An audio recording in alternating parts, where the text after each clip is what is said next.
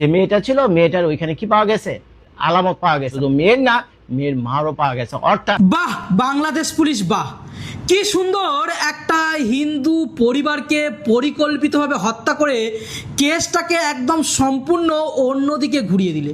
বাংলাদেশে জিহাদিরা হিন্দু নিধন করছে, আবার বাংলাদেশ সরকার কি করছে, হিন্দুদেরই ধরে ধরে গ্রেপ্তার করছে। মানে সব বারাটিয়ে আছে, তো বারাটিয়ে কি একজনও বারোই এই জন্য এটা পরিকল্পনা, একদম মানে পরিকল্পনা করে করছে। বাংলাদেশে একটা শিক্ষকের পরিবার এক রাতের মধ্যে পুরো শেষ হয়ে গেল। এই শিক্ষকের নাম হচ্ছে গণপতি চক্রবর্তী। এই যে তার স্ত্রী, তার একমাত্র কন্যা আর একমাত্র পুত্র। ইতিমধ্যে ভিডিওর গুরুত্বপূর্ণ অংশবিশেষ দেখে ফেলেছেন, আরো কিছু গুরুত্বপূর্ণ তথ্য আমাদের হাতে রয়েছে যেগুলো তুলে ধরার চেষ্টা করব। তাই অনুরোধ করব, যারা এখন পর্যন্ত ভিডিওটিতে একটি লাইক দেননি, অতি দ্রুত ভিডিওটিতে একটি লাইক দিয়ে চ্যানেলটি সাবস্ক্রাইব করে আমাদের সাথেই থাকবেন। আমরা কথা বাড়াবো না, চলুন আগে ভিডিওটিতে একটি লাইক দিয়ে ধারাবাহিকভাবে সম্পূর্ণ ভিডিওটি দেখে আসি। অবস্থা খুবই খারাপ হয়ে গেছে। এটা বসবাসের অযোগ্য একটা দেশ, যেখানে না আছে আইন, না আছে ন্যায় বিচার, না আছে কোনো কিছু।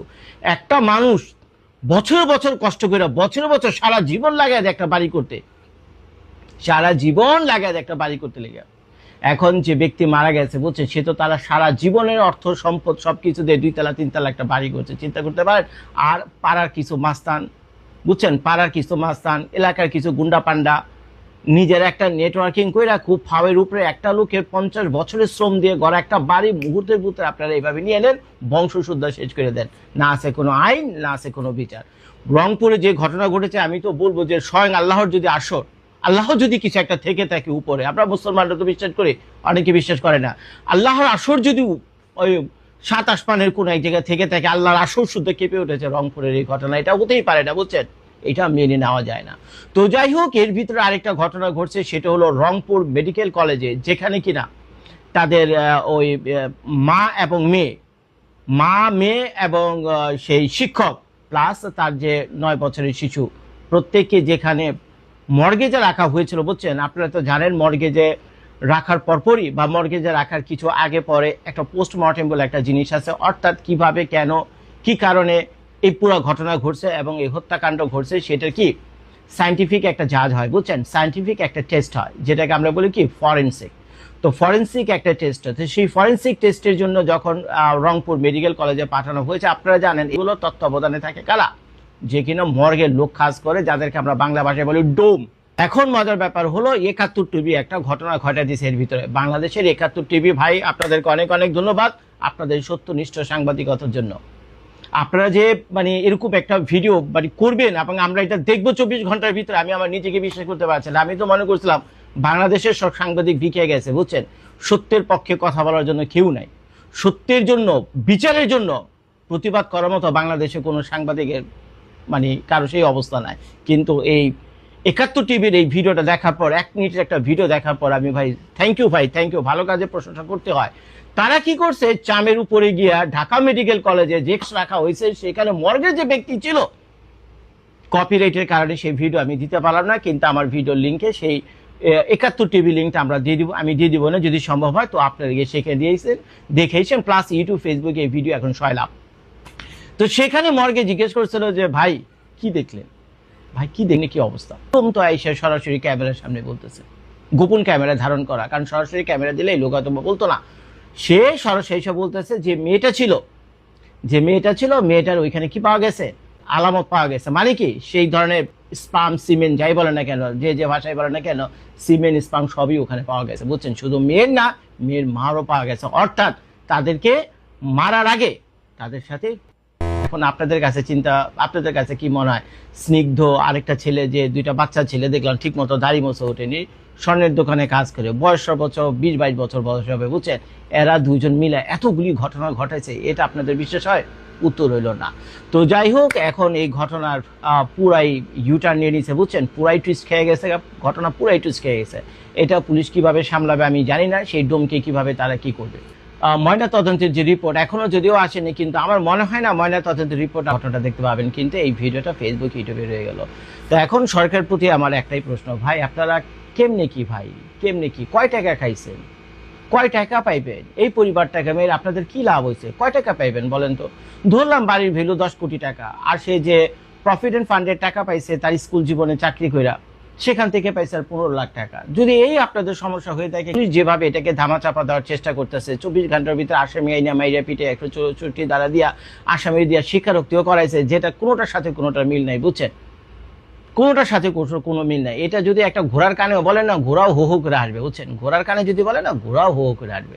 তো এই জন্য আমি বলতেছি ভাই, আপনারা পুলিশ ভাইরা যারা রয়েছেন, যারা তদন্ত করতেছেন, বা যারা জেলা প্রশাসক হিসেবে রয়েছেন, বা স্থানীয় লোকজন, আপনাদের যদি এত টাকা পয়সার দরকারি হয়ে থাকতো, এত টাকা পয়সার দরকারি হয় ভাই, আপনারা একটুখানি বলতেন, মুখ খুলতেন আমাদের কাছে যে ভাই এই 4 জনকে আমরা টার্গেট করছি, এই 4 জনকে আমরা টার্গেট করছি, এই করুন, তাহলে ওই 10 কোটি টাকার বাড়ি আছে, প্লাস 15 লাখ টাকার ফান্ড আছে, এগুলো আমাদের দরকার। ভাই আমরা তো এই কাহিনী করতেছি, তোমরা কি ভাই? আমরা যারা ইউটিউবার আছি, বুঝছেন, আমরা যারা ইউটিউবার আছি, আর ভারতের পশ্চিমবঙ্গে যে 20-22 কোটি মানুষ আছে, ভারতের পশ্চিমবঙ্গে, বাংলাদেশের কথা নাই বললাম, ভারতে যে পশ্চিমবঙ্গে 20-22 কোটি মানুষ আছে, আমরা সবাই মিলে 15 কোটি না ভাই, দরকার আপনি 15 কোটির জায়গায় 30 কোটি দিতাম, আর ওই প্রভিডেন্ট ফান্ডের 15 লাখ টাকার জায়গায় আরো 30 লাখ টাকা দিতাম, বুঝছেন? তারপরে ভাই এদেরকে মারতে নিষেধ করতাম, বুঝছেন? মানুষের জীবনের মূল্য কোনোদিন পয়সা দিয়ে বা কোনো কিছু দিয়ে মূল্যায়ন করা যায় না। তো এখন চিন্তা করে দেখেন, এই 4টা মানুষের জীবনের যদি একটা পাল্লার মধ্যে রাখেন, আর সারা বাংলাদেশের ভ্যালুকে যদি আপনি একটা জায়গায়, বাংলাদেশকে আরেক জায়গায় রাখেন, তারপর আমি বলবো যে এই 4 জন মানুষের জীবনের যে মূল্য, তারপর দেখবেন তার পাল্লা ভারী হয়ে যাবে। এই ভিডিওটা শেষ করার আগে অনুরোধ করবো আপনাদেরকে, যারা আপনারা তদন্ত করতেছেন, ভাই পয়সার কাছে বিক্রি হয়ে যায় না। 2 দিন পরে তো আপনারা মরবেন ভাই। ভগবান, সৃষ্টিকর্তা আল্লাহ কিছু তো একটা বিশ্বাস করেন, এবং কোনো দিন তো সেইখানে ভাই আপনাদের জবাবদিহি করতে হবে। এই দুনিয়ায় কারো কাছে আপনাদের জবাব না দিতে হলে পরকালে আপনাদের তো কারো কাছে জবাব দিতে হবে। অন্তত তার উপর রহম খেয়া এই যে ঘটনা ঘটছে, সুষ্ঠু একটা তদন্ত করেন। যারা এর পিছনে অপরাধী ভাই, তাদেরকে আপনারা সাজা দেন, তাদের জীবন তো এই 4টা প্রান্ত আমরা ফিরে পাবো না, কিন্তু এরা যদি ন্যায় বিচার পায়, তাহলে অন্তত মনকে একটু সান্ত্বনা দিতে পারবো যে না, অন্তত ন্যায় বিচার টুক পাইছে। আর যদি সেটা যদি না করেন, আল্লাহর আরও শুদ্ধা কাটবে। আর আপনারা যারা এই ঘটনা দেখার পর নীরব রয়েছেন, আজকে এই ঘটনা ঘটছে এই ফ্যামিলিটার উপর, 2 দিন পর কিন্তু আপনাদের ফ্যামিলির উপর একই ঘটনা ঘটবে যদি এই ফ্যামিলিটা ন্যায় বিচার না পায়। বাহ, বাংলাদেশ পুলিশ বাহ, কি সুন্দর একটা হিন্দু পরিবারকে পরিকল্পিতভাবে হত্যা করে কেসটাকে একদম সম্পূর্ণ অন্যদিকে ঘুরিয়ে দিলে। তোমাদের এই বুদ্ধির তারিফ না করে পারি না। আর বাংলাদেশের মাননীয় প্রধানমন্ত্রী তারেক রহমান, আপনার নামটা তারেক রহমান না হয়ে যদি তারিফ রহমান হতো, সত্যি খুব ভালো হতো।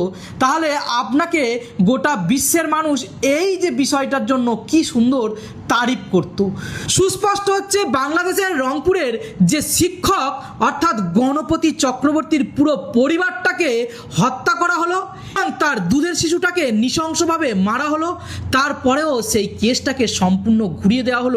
মুগ্ধ দাস এবং সিদ্ধার্থ দাস নামে এই 2টি যুবকের উপরে সম্পূর্ণ কেসের দায় চাপিয়ে দেওয়া হলো। কেন বলছি, কেন এই প্রশ্নগুলো উঠছে, আপনারা যদি একটু বিবেচনা করেন, আপনারা কিন্তু পরিষ্কারভাবে বুঝতে পারবেন এখানকার পুলিশ যে কথাটা বলছে, যে এই 2 যুবক ওই শিক্ষকের ছাদের উপরে উঠে ইয়াবা সেবন করছিল, এবং তখন ওই শিক্ষকটি যখন গিয়ে বাধা দেয়, তারা ওই শিক্ষককে মেরে ফেলে, এবং তারপরে তার স্ত্রীকে মেরে ফেলে, তার ঘরের যে কন্যাটি ছিল তাকে মেরে ফেলে, এবং তারপরে তার ছোট শিশুকেও মেরে ফেলে।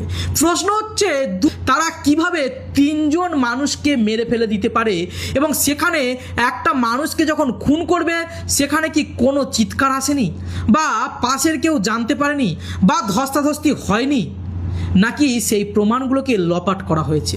তারপরে আর একটি প্রশ্ন উঠছে, আপনারা দেখুন, পুলিশ আগের দিন তদন্তে গেছিল যে জামা পরে, সেই জামাই কিন্তু একই জামা কিন্তু আসামির গায়েও দেখা যাচ্ছে। এটাও কিন্তু প্রশ্নচিহ্ন তুলে দিচ্ছে। প্রত্যেকটা ক্ষেত্রে আমরা দেখেছি বাংলাদেশে দিনের পর দিন হিন্দু মা বোনেদের উপরে কিভাবে নিপীড়ন হচ্ছে, কিভাবে অত্যাচার করা হচ্ছে, এবং গ্রামের পর গ্রাম ইতিপূর্বেও আমরা দেখেছি হিন্দু বাড়িতে আঘাত করে সেগুলোকে ভেঙে দেওয়া হচ্ছে। ইতিপূর্বে দীপু দাসকে জ্যান্ত জ্বালিয়ে দেওয়া হয়েছিল এই বাংলাদেশে। এরপরে আজকের যখন আমরা দেখলাম গণপতি চক্রবর্তীর মতো একজন শিক্ষককে, একজন চিন্তাশীল ব্যক্তিকে, একজন রুচিশীল ব্যক্তিকে তার পুরো পরিবার সমেত হত্যা করা হলো, তারপরে সেই বিষয়টিকে পরিকল্পিতভাবে ঠেলে দেওয়া হলো, এমনভাবে একটি ন্যারেটিভ তৈরি করা হলো যে গোটা বিশ্বের মাঝে বাংলাদেশের ভাবমূর্তি যেন অক্ষুণ্ণ থাকে। সেখানে যেন সংখ্যালঘুদের উপরে কোনো অত্যাচার হয়নি, সেখানে সংখ্যালঘুদের উপরে কোনো কিছু আঘাত করা হয় না, এমন সুন্দর করে পরিকল্পনা করা হলো। আর সেখানে দুটো হিন্দু যুবককে বলির পাঁঠা বানিয়ে দেওয়া হলো। এই বাংলাদেশের পুলিশ হয়তো সাবেক পশ্চিমবঙ্গের যে মমতা ব্যানার্জির পুলিশ ছিল তাদের কাছ থেকে শিক্ষা নিয়েছিল। যেমন করে সেদিন ওই কাকদ্বীপে মা কালীকে পিজান ভ্যানে তোলা হয়েছিল আর বলা হয়েছিল সেখানকার কোনো এক হিন্দু যুবক মদ্যপ অবস্থায় মা কালীর যে মূর্তি সেই মূর্তিকে ভেঙেছিল, দিয়ে সম্পূর্ণ বিষয়টিকে ঘুরিয়ে দেওয়া হয়েছিল। আর আজকের বাংলাদেশের পুলিশও সেই শিক্ষায় শিক্ষিত হয়ে এই বিষয়টিকে সুন্দর করে ঘুরিয়ে দিয়েছে আর সম্পূর্ণভাবে এই বিষয়টিকে ধামাচাপা দেওয়ার চেষ্টা করেছে। তারা এমন কিছু কথা বলছে যে কথাগুলোর উপর প্রত্যেকেরই সন্দেহ আসবে। কেন না দুজন ব্যক্তি করেছিল, তাদের পক্ষে সম্ভব 3 জন তরচাতা যুবক পানকে হত্যা করা? আপনারা ভাবুন, কোনো মানুষকে যখন হত্যা করা হচ্ছে সে কি উল্টে অ্যাটাক করবে না? যদি উল্টে অ্যাটাক করে সেই দাগ এই আসামিদের গায়ে কোথায়? এই আসামিদের গায়ে একটি কাঁটারও আঁচড় লাগেনি এমন দেখা যাচ্ছে, আপনারা দেখুন। আর এই আসামিরা যে পোশাক পরে আছে সেটাও তার আগের দিন তদন্তের সময় পুলিশ প্রশাসনের যে লোকেরা গেছিল যে পোশাক পরেছিল সেই সমান পোশাক পরে আছে। তাহলে প্রশ্নচিহ্ন কেন উঠবে না যে পুলিশ জেনে বুঝে সমস্ত বিষয়টিকে ঘুরিয়ে দেওয়ার চেষ্টা করছে এবং তারেক রহমানের পুলিশ সম্পূর্ণ বিষয়টিকে চেপে দেওয়ার চেষ্টা করছে। বাংলাদেশের প্রধানমন্ত্রী থেকে শুরু করে সমস্ত বুদ্ধিজীবী, সমস্ত সুশীল সমাজ, সমস্ত তৌফিকি জনতা সবাই চুপ, কারণ মারা গেছে একজন শিক্ষাবিদ, মারা গেছে একজন ভালো মানুষ। ভালো মানুষের দাম হয়তো বাংলাদেশ দিতে ভুলে গেছে, এটাই তাদের কাছে দুর্ভাগ্য। যাই হোক, সবাই ভালো থাকবেন এবং ভিডিওটি শেয়ার করে অবশ্যই প্রতিবাদ করবেন। পরবর্তী ভিডিও নিয়ে আবার দেখা হবে। বাংলাদেশে একটা শিক্ষকের পরিবার এক রাতের মধ্যে পুরো শেষ হয়ে গেল। এই শিক্ষকের নাম হচ্ছে গণপতি চক্রবর্তী। এই যে তার স্ত্রী, তার একমাত্র কন্যা আর একমাত্র পুত্র। 5ম শ্রেণীর এই ছাত্রীটাকেও ছাড়েনি এই দুষ্কৃতীরা। কারা খুনটা করেছে জানেন? তারই প্রতিবেশী। মানে শুনলে অবাক হয়ে যাবে মানুষ কতটা এখন পিশাচ হয়ে পর্যায়ে চলে যাচ্ছে। যারা খুনটা করেছেন তাদের নাম হচ্ছে মুগ্ধ দাস আর সিদ্ধার্থ দাস। এই যে দেখতে পাচ্ছ এই দুটো ছেলে, এদেরকে অলরেডি পুলিশ অ্যারেস্ট করেছে। তো যেই ঘটনাটা ঘটেছে, সেদিনকার রাত্রিবেলা পরিবারকে নিয়ে শান্তিতে ঘুমাচ্ছিলে, ওই ভদ্রলোক ঘুমাচ্ছিল রাত্রিবেলা, হঠাৎ ছাদের মধ্যে একটা আওয়াজ পায়। উনি ছাদে গিয়ে যখন যায় দেখতে পারে এই দুটো ছেলে সিদ্ধার্থ দাস আর মুগ্ধ দাস এরা ছাদে নেশা করছে। ইয়ারা না কি একটা আছে, ইয়ারার নেশা সম্ভবত, আমি যেন গাঁজা জাতীয় কিছু একটা হবে। তো ওইটা দেখে এই শিক্ষক রীতিমতো চিৎকার চেঁচামেচি করে, কারণ কারোর বাড়ির ছাদ, আপনার বাড়ির ছাদে যদি কেউ এসে নেশা করে আপনি তো প্রতিবাদ করবেন। উনি প্রতিবাদ করেছেন। সেই প্রতিবাদের জন্য সেই 65 বছর বয়সী শিক্ষককে ওখানেই হত্যা করে ছাদের মধ্যে। তারপর নিচে এসে তার স্ত্রী, কন্যা, তাদের গলার শ্বাসরোধ করে ওখানেই তাদের জীবন শেষ করে। এমনকি ক্লাস 5-এ পড়ে সেই 10 বছরের ছেলেটাকেও ছাড়েন। ওখানে একটা পুলিশ কি বলছে সেটা শুনে নিন। ছোট ছেলেটাকে মারার কারণ হলো সিদ্ধার্থের একটা ছোট ভাই আছে অপূর্ব এই খুন হওয়া নিষ্পাপ শিশু প্রিয়মের সাথে খেলাধুলা করে। শুনলেন? যেই ক্লাস 5-এর ছেলেটাকে হত্যা করেছে, যে হত্যাকারী, তার ভাইয়ের সাথে এই ছেলেটি একসাথে খেলা করতো। তাই একে সেই আগে আরো শেষ করে দিয়েছে, যাতে এ কোনো বাইরে কিছু না বলে দেয়।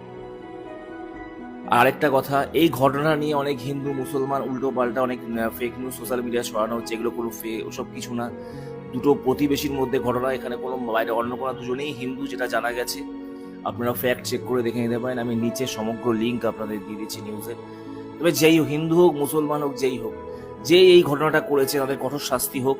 উৎসব দাস আর মুগ্ধ দাসের কঠোর শাস্তি, এবং তার বাবা দেখতে পাচ্ছে, যেটা হচ্ছে উৎসব দাসের বাবা, সেও তার ছেলের শাস্তি চেয়েছে।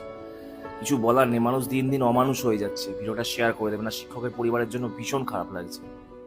বহুদিন পরে 2004 সালে 21শে আগস্টের কথা মনে উঠছে।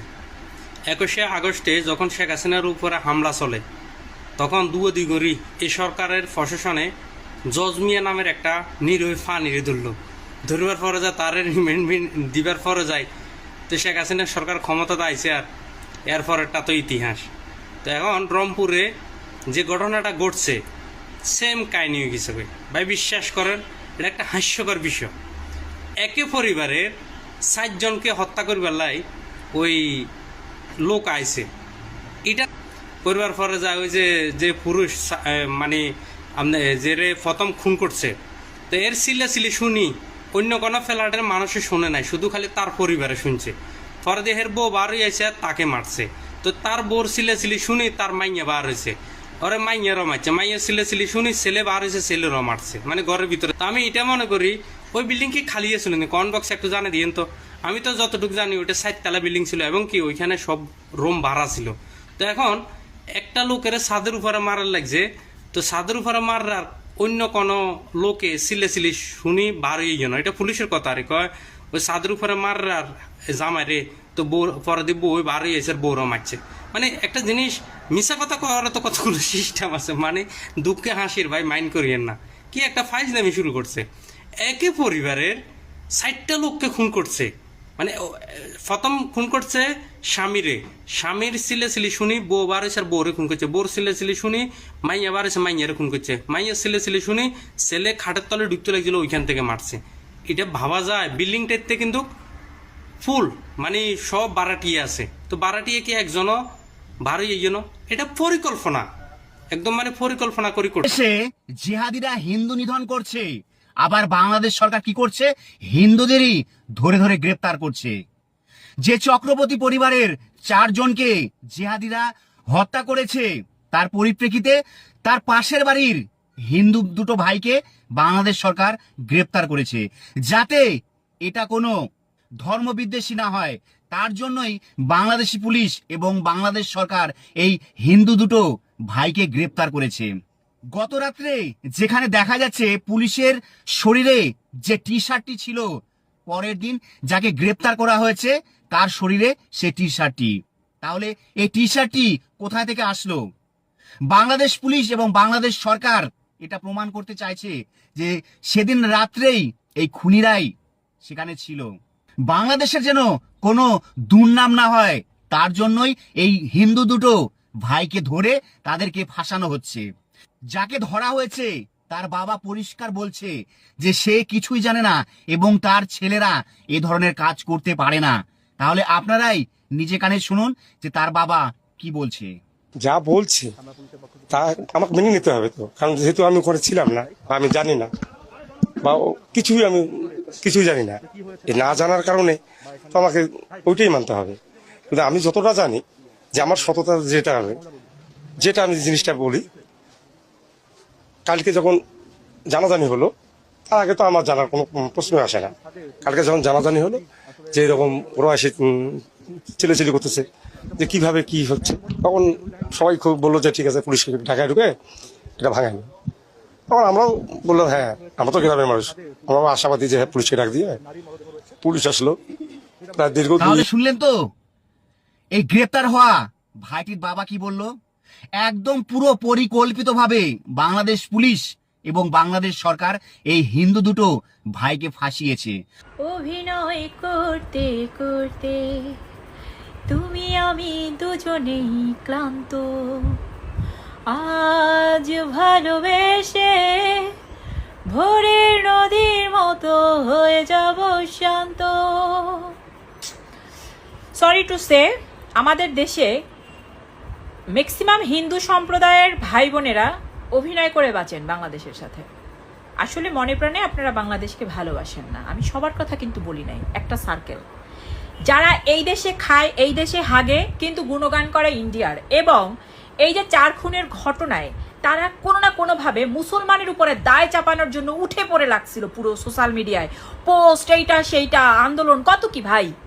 অথচ এই 4 খুন রংপুরের, ইনি একজন হিন্দু টিচার, হিসাব বিজ্ঞানের, উনি রিটায়ার্ড করেছেন, ওনার 12 বছরের একটা শিশু সন্তান আছে, একটা কন্যা সন্তান আছে, ওনার ওয়াইফ। এরা সাদে 2টা হিন্দু ছেলে, একটা হলো সিদ্ধার্থ আর একটা হলো গিয়ে স্নিগ্ধ না কি জানি এরকম নাম। তো এরা মিলে মাদক এটা দেখে ফেলায়, এটা নিয়ে তারা প্রতিহত করে ওখানে, বা এটার জন্য তারা ওখানে ওদেরকে বকাঝকা করে। যাই হোক, এটার কারণে দেখে ফেলছে, তাই এই শিক্ষককে নির্মমভাবে হত্যা করছে, সিঁড়িতে ফেলাই রাখছে ছাদের উপর। বাচ্চা ছেলেটাকেও মেরে ফেলছে, সে দেখছে এই জন্য। পরে ধরা পড়লো যে যারা মারছে তারাও হিন্দু। তো কি হইলো? এত অভিনয়ের কি দরকার আপনাদের বাংলাদেশের এই মুসলমানদের সাথে? শুনেন, হিন্দু, মুসলিম, খ্রিস্টান, বৌদ্ধ ডাজন্ট ম্যাটার, আমরা মানুষ, সবার আগে মানুষকে মানুষ হিসেবে গুরুত্ব দেন। কে খুন করছে সেটা বাইর করেন। আপনারা মুসলমানদের পিছনে এত লাগছেন কেন? হ্যাঁ, অভিনয় করে থাকেন বাংলাদেশের মানুষের সাথে। আমি সবার আগে বলবো, আমার বাসায় যে মহিলা কাজ করে উনি হিন্দু, বুঝে নিবেন। আমার লাইফে যে সব থেকে বেস্ট ট্রাভেল পার্টনার, ওর নাম প্রিয়াঙ্কা, ও হিন্দু। ওর সাথে আমার আন্ডারস্ট্যান্ডিং খুব বেটার। এবং আমার লাইফে বেস্ট ফ্রেন্ড যদি বলেন, হ্যাঁ সেটা ঠিক আছে, আমার লাইফে একটা বেস্ট ফ্রেন্ড আছে, ওর নাম মনিরা। কিন্তু এরপর যদি হিন্দু কোনো ফ্রেন্ডের কথা বলেন, ওর নাম সোমা। এবং ও দুবাইতে থাকে। আমার যখন হাত ভেঙে যায়, আমার নিজের অনেক কাছের লোক আমাকে দেখতে আসে নাই, সোমার মাকে সহ আমার বাসায় আমাকে দেখতে আসছে। তাহলে আমাদের সম্পর্কটা কোথায়? কখনো কোনো সম্পর্ক, মানবতা, এগুলো ধর্ম দিয়ে হয় না, কিন্তু ধর্মটাকে আপনারা সবার আগে টেনে নিয়ে আসেন। আর আপনাদেরকে আমাদের মুসলিম ভাইয়েরাই পাহারা দিয়ে রাখে। অনেক জায়গায় আছে এরকম ঘটনা। দেখেন, মানুষকে মানুষ হিসেবে ট্রিট করেন। হিন্দু, মুসলিম, খ্রিস্টান, বৌদ্ধ এগুলো আপনারা বলেন বলে আমাদেরকে এখন এগুলো নিয়ে প্রতিবাদ জানাইতে হয়, কারণ আপনারা মুসলমানের উপরে দায় চাপাইতে চান সবকিছুর। অথচ কি প্রমাণিত হইলো শেষ পর্যন্ত? এই যে দুইটা ছেলে, এরাও হিন্দুই কিন্তু হিন্দুকে মারলো। আপনারা দোষ চাপাচ্ছেন বাংলাদেশের উপরে। আপনারাই হলেন এই দেশের শত্রু, কারণ আপনারা বাংলাদেশের খান, বাংলাদেশে হাগেন। আর জয়গান হলো গিয়ে ওই ইন্ডিয়ার, হিন্দুস্তানের। এবং আপনাদের মতো মানুষদের হলো গিয়ে দুই দেশেরই নাগরিকত্ব আছে। আপনাদের এত অভিনয় করে এই বাংলাদেশে থাকার তো দরকার নেই। আপনারা যান না, আপনারা পার হয়ে বর্ডার ক্রস করে চলে যান। এই দেশে কি আপনাদের? আপনারাই দাঙ্গা লাগানোর সৃষ্টি করেন, অলওয়েজ দাঙ্গা লাগান। বহুত হিন্দু ভাই বোনেরা আছে, যেমন আমার এলাকায় আছে এরকম হিন্দু ভাই বোনেরা, যারা দেশকে ভালোবাসে, যারা দেশের পক্ষে। কিন্তু আপনারা যারা দেশের বিপক্ষে, আপনাদেরকে জাস্ট সি এবং দি। আপনারা এই দেশ ছেড়ে চলে যান। এই দেশে খায় খালি মোটা হইতেছেন এই দেশেরটা। আর যেহেতু আশা করছি সম্পূর্ণ ভিডিওটি দেখেছেন এবং বুঝতে পেরেছেন যে আজকের এই ভিডিওটি কতটা গুরুত্বপূর্ণ ছিল। হ্যাঁ প্রিয় দর্শক, ভিডিওটি ভালো লাগলে লাইক করুন, চ্যানেলে নতুন হলে সাবস্ক্রাইব করে আমাদের সাথেই থাকুন। আল্লাহ হাফেজ।